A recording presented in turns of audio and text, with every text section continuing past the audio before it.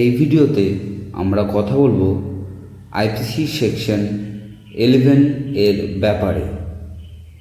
Indian penal কোডের যে section আছে, ধারা 11 আছে, তার ডেফিনেশন চেক করে নিই।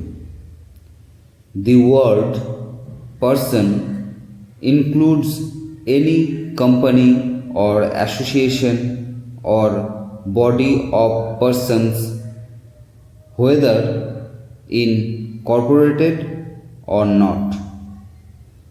এখানে এটি বলা হয়েছে, যখনই ইন্ডিয়ান পেনাল কোডের মধ্যে পারসন নামের ওয়ার্ড আসবে, সেই কোনো কোম্পানির জন্যও হতে পারে, কোনো অ্যাসোসিয়েশনের জন্য হতে পারে, কোনো একজন ব্যক্তির জন্য হতে পারে, অথবা বডি অফ পারসনস এর জন্যও হতে পারে। হোয়েদার ইনকর্পোরেটেড অর নট, সেটি কর্পোরেট হতে পারে বা নাও হতে পারে। এখানে বেসিক্যালি এটি বলা হয়েছে, অপরাধের যে মামলাগুলো আছে সেটা কোনো কোম্পানির বিরুদ্ধে হতে পারে, কোনো অ্যাসোসিয়েশনের বিরুদ্ধে হতে পারে, বডি অফ পারসনস এর বিরুদ্ধেও হতে পারে। যদি কেউ কেস করতে চায় তো করতে পারে।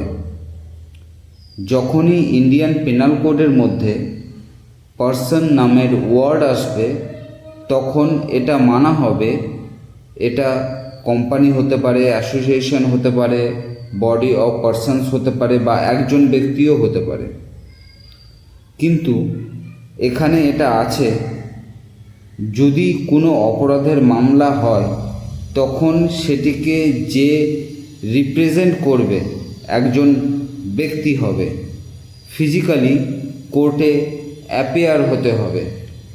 কোনো কোম্পানির তরফ থেকে বা কোনো অ্যাসোসিয়েশনের তরফ থেকে বা বডি অফ পারসনসের তরফ থেকে কোনো না কোনো একজন ব্যক্তি অবশ্যই অ্যাপিয়ার হবে। আর কোম্পানি, অ্যাসোসিয়েশন বা বডি অফ পারসনস এর পুরো অধিকার আছে, যদি কেউ মানহানির কেস করে তখন সেও পাল্টা মানহানির কেস করতে পারবে। ইন্ডিয়ান পেনাল কোডের সেকশন 11-এ এটাই বলা হয়েছে পারসন ওয়ার্ড এর ব্যাপারে। যদি পারসন ওয়ার্ড আসে তবে একজন পার্সনের ব্যাপারে, কোম্পানির ব্যাপারে, অ্যাসোসিয়েশনের ব্যাপারে বা বডি অফ পারসনসের ব্যাপারেও বলা হতে পারে। এই ছিল ধারা 11-এর ব্যাপারে। আশা করছি বুঝতে পেরেছেন। খুব সহজ ভাষায় তুলে ধরেছি। যদি কোনো কনফিউশন থাকে কমেন্টে জানাবেন। যাওয়ার আগে চ্যানেলটি অবশ্যই সাবস্ক্রাইব করে নেবেন।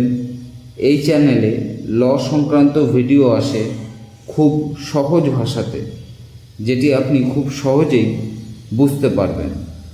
তাই চ্যানেল অবশ্যই সাবস্ক্রাইব করুন। ধন্যবাদ।